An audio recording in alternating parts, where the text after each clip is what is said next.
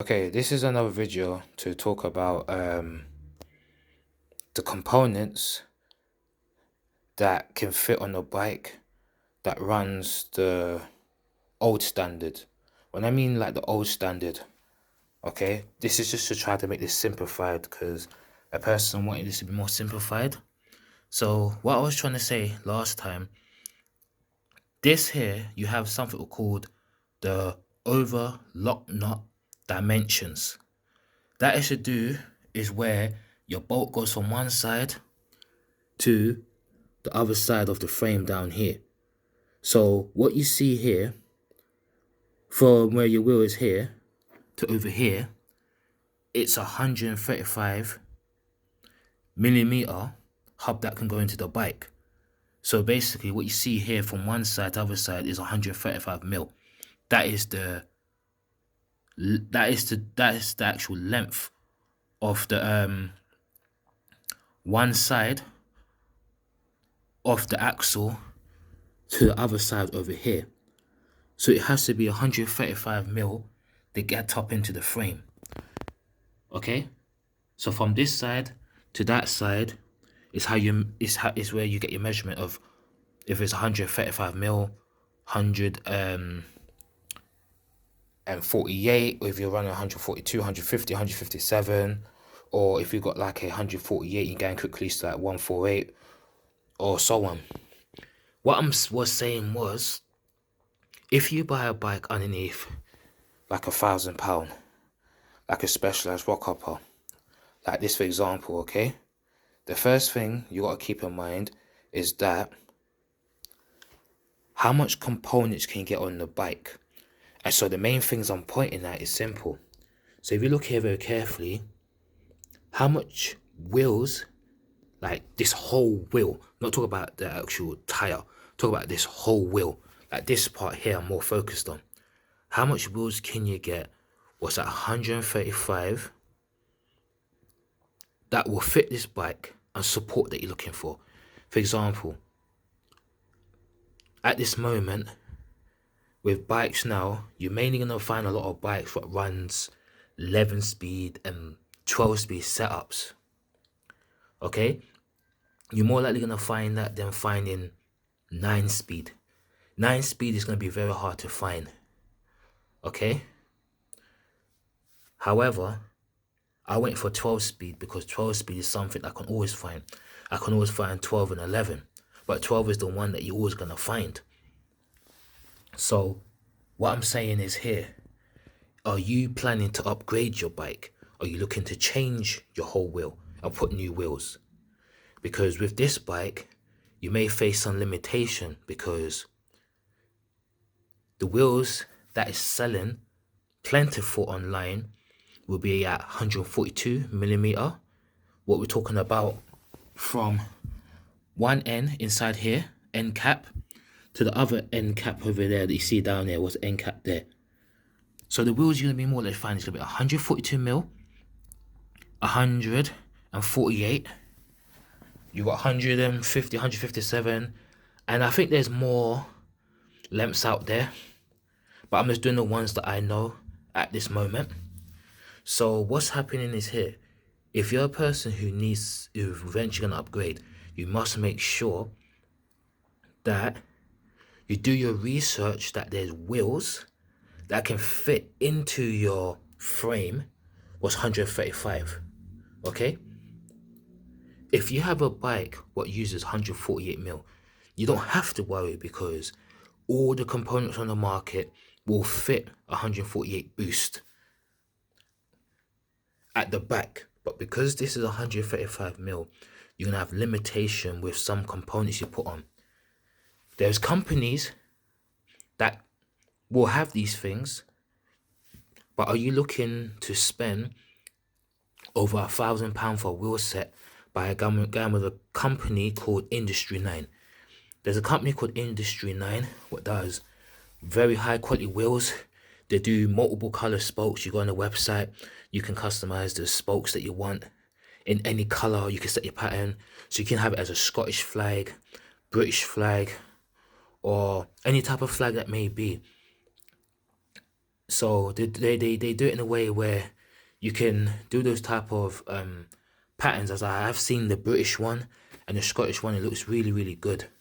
So as long as your flags has got the the lines going through, it'll be more easier. Or you can do colors that represents your flag. So you could do that. Then there's company like Hope Tech. You got the Hope Fortis 26, where they do the actual 135. All you have to do is just change the 142 ends down here with 135, and the Hope Fortis 23s and 26 will work on your bike, right? But with the Hope Fortis 26, it does it will support, is it 2.2 to 2.5, somewhere like that. But if you go for like Fortis 23, that supports, is it like 2.35 and downwards. So always make sure you do your research to make sure that it suits the tire that you put on. So that's the first thing you have to be concerned with. And if you're going with 12 speed, the next thing you must understand is that this is the SRAM NX I put on with this group set, as you see here. This is the one that runs with Hyperglide. This is like your normal, traditional drive body, or what you can say the drive shell, or the drive body. What is the part what the cassette slides on? Okay, now that's the thing that connects onto here, was the hub, what some people may call hub body, some people may call it drive shell body, whatever, different names. But this is the actual hub here, and then you got the driver, what's onto here, the drive body or drive shell, whatever you want to call it. People call it different things, different companies gives it different names, but it's referring to the same thing. Now this is the NX because I'm running 135. The wheels, there's companies that sells wheels where their 135 only comes with the Hyperglide. It doesn't come with the SRAM XD or the Microspline. However, I gave Hope Tech an email saying that can I run the Hope Pro 4 hub at 135 and still have a Microspline and an XD drive body on it? And they replied back and said, yeah, you can. So, however, I have not actually tried it yet, but they did say that I can still run 135 and put on a Microspline or a XD drive. However, I'm not sure. I'm still kind of doubting that email that I received, because I wrote it as clear as possible. I don't know, did the person misunderstand the email? So it's something where I'd rather not do it at this moment, because in case I do put it on and it don't work, then that's no good. So I'm gonna have to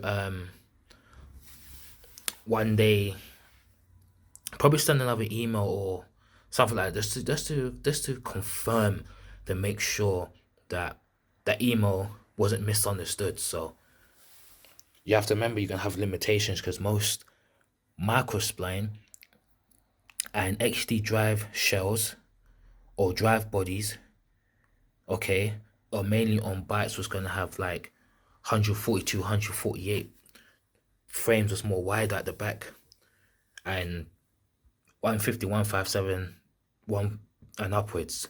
So you have to make sure you do research. How much wheels can I get onto your bike what has 135 at the back? How much 12 speed group sets can I buy? For example, like SRAM NX, or for example, Shimano Dior, what does 11 speed one. So you need to have to really truly look at what you can get down here, because I'm just trying to make this more easier for it to be understood. I don't know what this video do it justice, but I said to a guy in a comment that I would give it a go. Okay, the seat you don't need to worry about. Seat posts you can always find. Clamps that you can always find.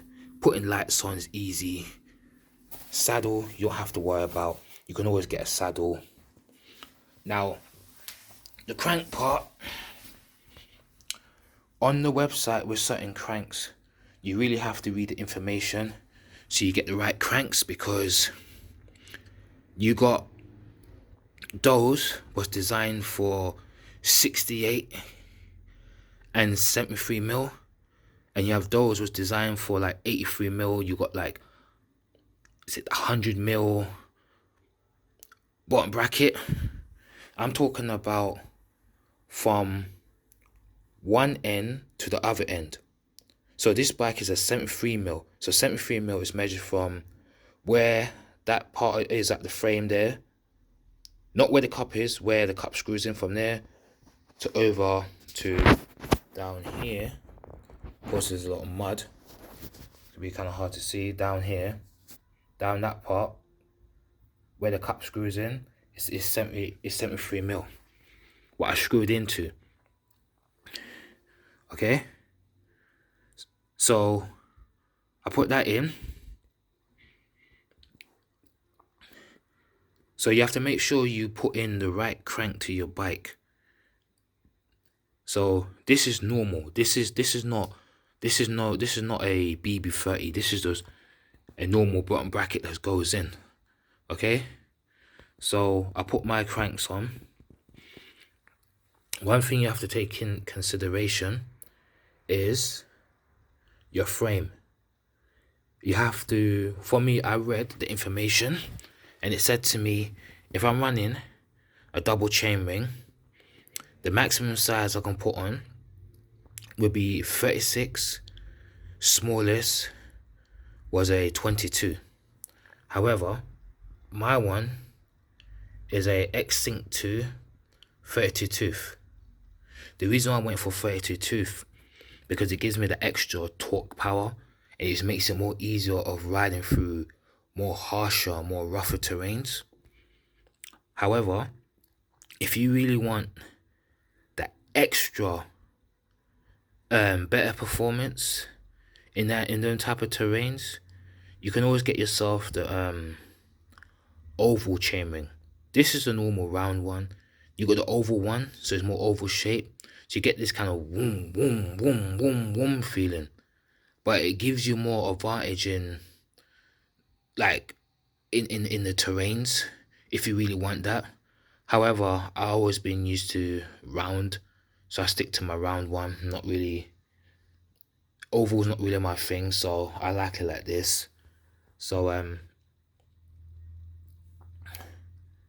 getting back to it, you must make sure you do your research on your bottom bracket. Make sure you do research on your frame, so you buy the right bottom bracket for what fits your frame, because everything's on the website, all the information is there. Also, on Shimano's website, I remember it's showing that it will show you the cranks that is suitable for your bike, because there's cranks where it will say on Shimano's website where it will say something about this crank is suitable for bikes what has a overlock nut dimension of 135, or it will say have it for like a 142 or 148 or 150. So you have to make sure that you do your research and you pick up the right crank that is right for your bike. And always read your manuals and stuff, because it will tell you if you need to put a spacer onto your bike or so on. With my one here, I don't think you'll be able to see it, but there's a spacer. There's a spacer that I had to put in here. I think I had to put like, was it like, I think it was, I don't know, was it, I think it was like a 2.5 millimeter spacer, or a little bit more than that. I had to put a spacer on this drive side, what I had to clip in. So always make sure you read that. Of course, the next thing is the headset. Okay, when we talk about the headset, this is one thing that needs to be understood. When they sell you this bike, it comes with straight stereo tube, okay?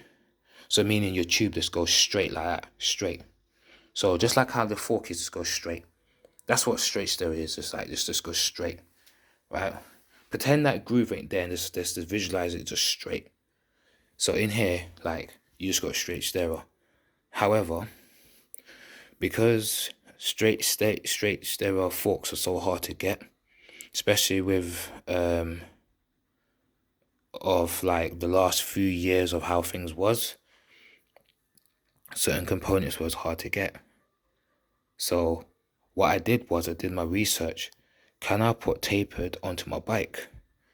So what happened was I did research and found out that I could. So I put the Hope EC44 at the bottom. So literally the internal is 44mm in internal circumference. That's what I did. The top here is also 44mm internal circumference.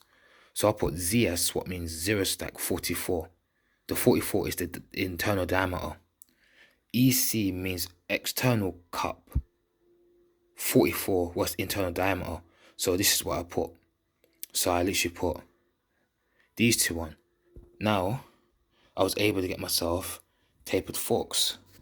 Now, if I do something like, let's see, like that, you can see, if you look inside, you can see the groove, how it's tapered. Can you see that? There's it tapered in there. There's it tapered. So you can see that it's tapered. Okay? So if I try to go in more, let's try somewhere like this, for example. You can see for yourself. Oh, the video ain't twisted. So somewhere like in there, see? Somewhere like that is how that is. So that's how it looks like in the bike. So you want to make sure that when you buy your bike, do some research. What is the internal diameter of your head tube? And then do research. Can I find tapered for a straight stereo? And once you find the information out, you can easily convert it to tapered, and you can get any forks at the front. Any forks, because this one is designed to have 100mm. Now, because this is 100mm, I could put anything 100mm on, and I don't have to worry because I'm tapered, so I can put anything on. Here I've got my switch. This is for compression on lockout. This supports low speed compression only. This is the low compression is more designed when you're pedal stroking, when you're braking. It works with that. So this is more designed when you're just pedaling, and it's more for more the gentle type of things, little bumps and stuff. However, high speed compression is when it's designed for when you're really going fast and going hard and rough and stuff like that. But this has only got like low speed compression and lockout. So we have that over here. Okay. This is the one lock RockShox remote that you see over here. Okay, we got the Lezyne 1000 lights up here. We have the Spike 800 race riser bars. This one is the 30mm rise. They also have a 50 where it goes even more higher. So when it comes to your front wheel, you won't really need to worry about your front wheel, because as long you get tapered onto your bike, all of this is easy. Finding the front wheel is easy.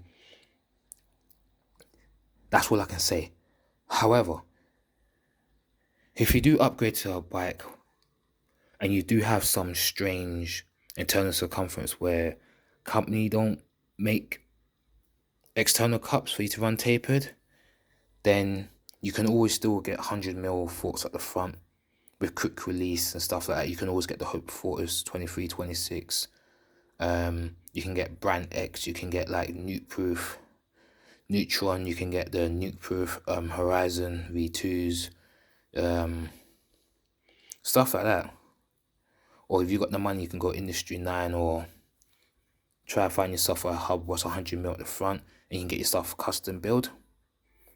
You can also custom build for the back wheel as long as you can find the right components. So this is just to show the things that you must look out for when you're dealing with a bike that runs an old specification. Because this bike is 135mm at the back, the width, okay? The width of the bike. So at the front here, on my old one, it was 100mm. Because I've gone tapered, my forks here is 110mm. So this is a 110mm from one end to other end boost. So it's 110mm boost. Of course, when I bought this wheel, this is the 20mm, this is the 20mm axle one, but I put a 15mm conversion onto 20mm. The only thing is that the 15mm axle makes no contact with anything else in the hub, because it's only the two side ends here that is connected. So this year, around I'd probably say around July time, I'm gonna upgrade my wheel set. I'm just gonna upgrade around July time, and I say, yeah, get a new wheel set. So I'm gonna put the Horizon V2s on and get rid of these wheel sets. So I can show you here, as you can see for yourself. Here you can see the 51mm offset. What does offset mean? Basically, it's how far your dropout comes forwards. Okay? The lower the number, the more close the wheel is inwards towards the fork. The more higher the number is, more outwards it is from the forks. So my offset here is literally at 51mm. Now you got 15 x 110. So that's for boost. So this fork tells you the hub that fits onto this. This tells you that it runs 27.5 plus and 29-inch wheels. So there's the information there. On the other side, as you see, it tells you that it's RL Silver model. The travel is 100mm, solar air spring, and then over here you got your chart where you pump it to your rider's weight. Okay? So the next thing you got to take in consideration is to do research. What size do your fork actually support? Do you support 2.5? Does it support 2.6, 2.7, 2.8? Also do your research on what is suitable for going into your bike. The last thing you want to do is buy yourself some tires what you don't actually fit properly, so it won't do you no good. So make sure you have the right tires that fits into your forks. They will tell you what tires it will take. Now, on the back here, make sure you do your research on the spacing you have over here. On this bike, it will show me that if I show you, this is a 29 times 2.35 tire. So this is the tire that I'm using at this moment. Now there is a 29x 2.35. Now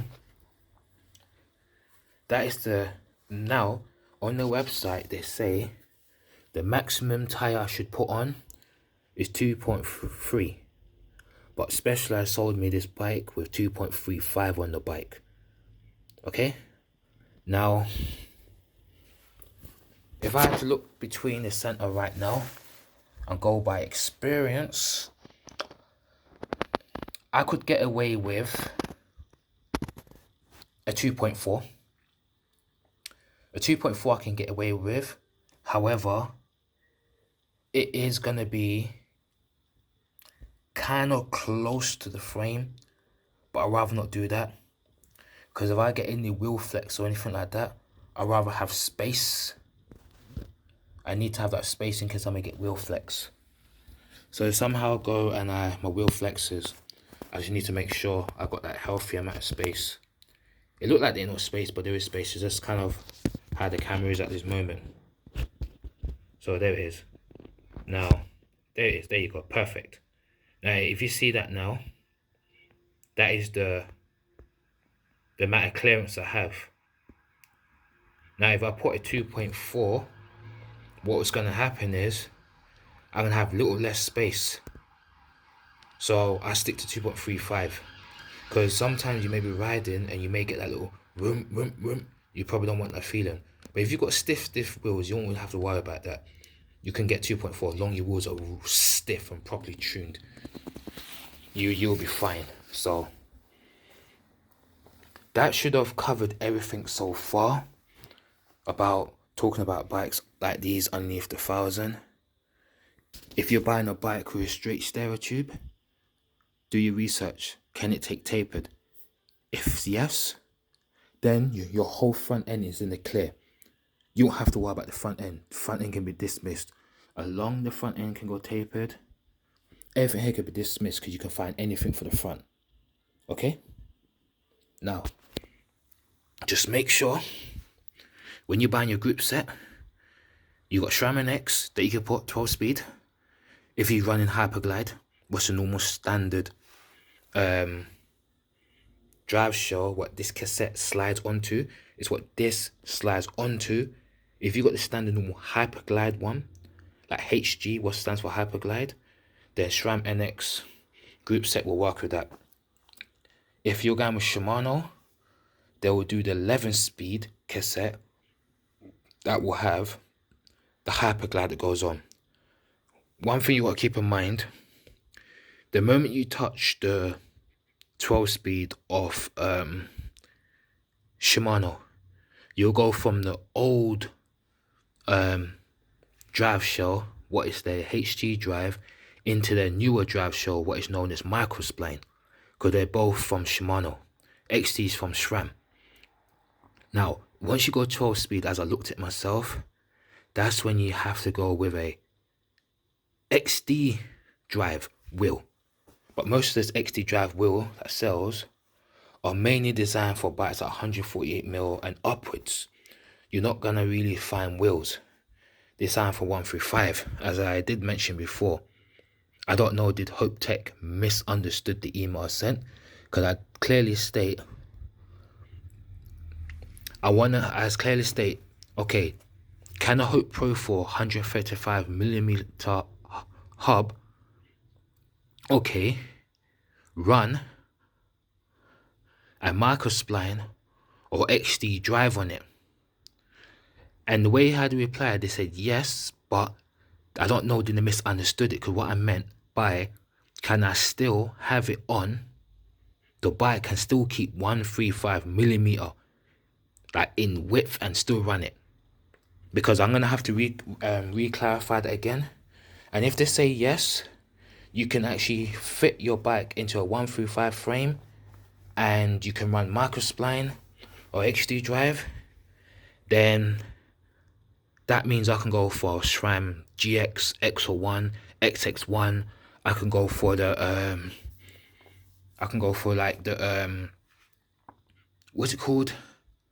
Because Shimano Dior you have, and then you have I can't believe I actually forgot, but I know you got the XTR, you have the Dior XT, and you have the I think it was the SLX and then Dior, because there's 4 components. If I'm correct, it was Dior, SLX, then you have Dior XT and his XTR, and with the actual SRAM, you have NX, GX, XO1, XX1. However, if you want to go with axis, you got XX1 axis, you have X1 axis, now they got GX axis. Now the only thing I need is to wait for them to release their electronic version of NX, because once they have the NX axis, I can still run this cassette with it and have electronic shifting. Now, because this is all SRAM Eagle, you can still run a GX chain onto this cassette because it still has the Eagle technology. You're still going to get the shifting of it. The only difference is it's more heavier. So it's just heavier and the materials that you're using. But you can keep your cassette on your bike, right? But you can still get the GX chain, GX rear derailleur and shifter. You can even put XO1 and XX1. But when you think about it carefully, do you really want to put a like XX1 or XO1 with a chain and then have the NX cassette? And plus, you have to keep in mind it is a entry level bike as well. It's entry level, so because it's entry level at best, for me, I will only touch this bike with like a GX rear derailleur, GX chain, and a GX shifter. So I wouldn't really touch it with anything else. Maybe GX cranks, but I wouldn't really touch it with anything else. So that's just the one thing I just wanted to cover. So you just have to keep in mind that when you're upgrading the bike, can your wheel that you're putting on the bike will fit? You just have to make sure you do your research. I'm just trying to make this more simplified for the person who asks. I don't know has this done it justice, but if it hasn't, I'm gonna have to make another video again and try to simplify it again if I can. So the main thing you have to understand, the wheel that you're buying for the bike, from one end to the other end, over here, the other end, that fits into the frame, because that this part here I'm talking into the frame, how much wheels can you buy was 135 mil that can fit? Second thing you ask yourself, are you running at 9 speed, 10 speed, 11 speed, or 12 speed? What gears are you looking to run? Then you have to look at the availability of 9, 10, 11, and 12. Then you have to look at the availability of the wheels that you're going to run. The availability of when you need to change your cassette, when you need to change your chain, when you need to change your actual X-Sync chainring. The sync chainring, you have to worry. Why?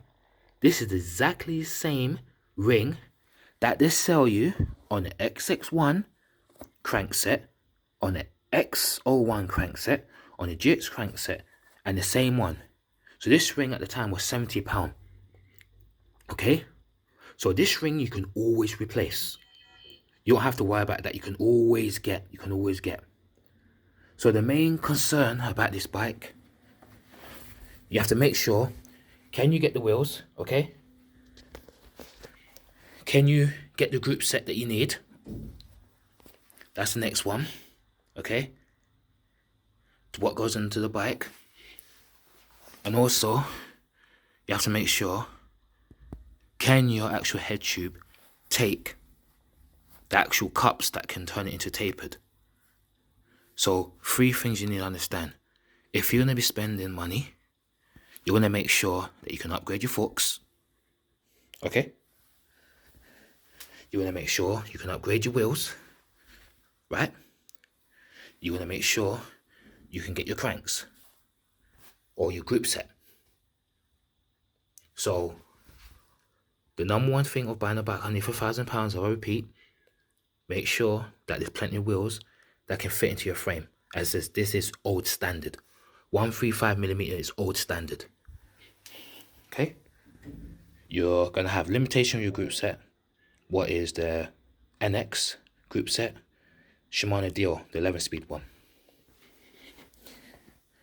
And just make sure that it's tapered. So you can run any fork you want. That means it makes it easier for you to get wheel at the front.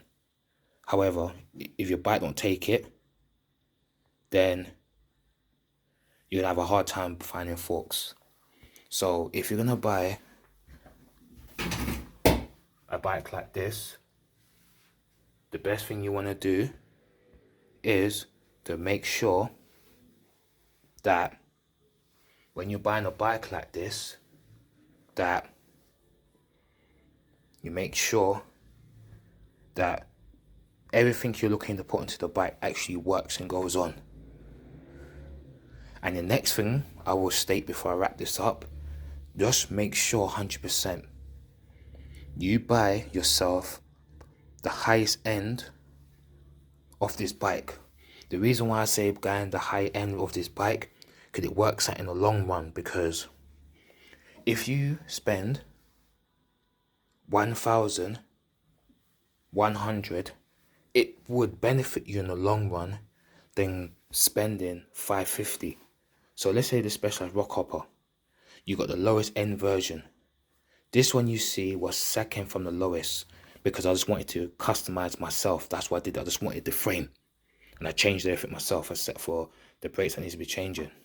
However, the one thing you need to remember and keep into mind and keep in consideration, if you're going to find things very hard to upgrade and change, like the best thing you want to do is get the highest version of it, where it really comes with the RockShox, where it comes either with RockShox Judies or comes with RockShox Recons or comes with like good forks. You already have the one by at the front. It will come with either with Shimano Dior, or it will come with like with the SRAM SX. The SX one, it's lower than this one, but it's what the company SRAM will give to companies to put into the bikes, but they don't sell them. So if you want to save yourself issues, go for the highest end version. It will save you problems in the long run. Hope this helped.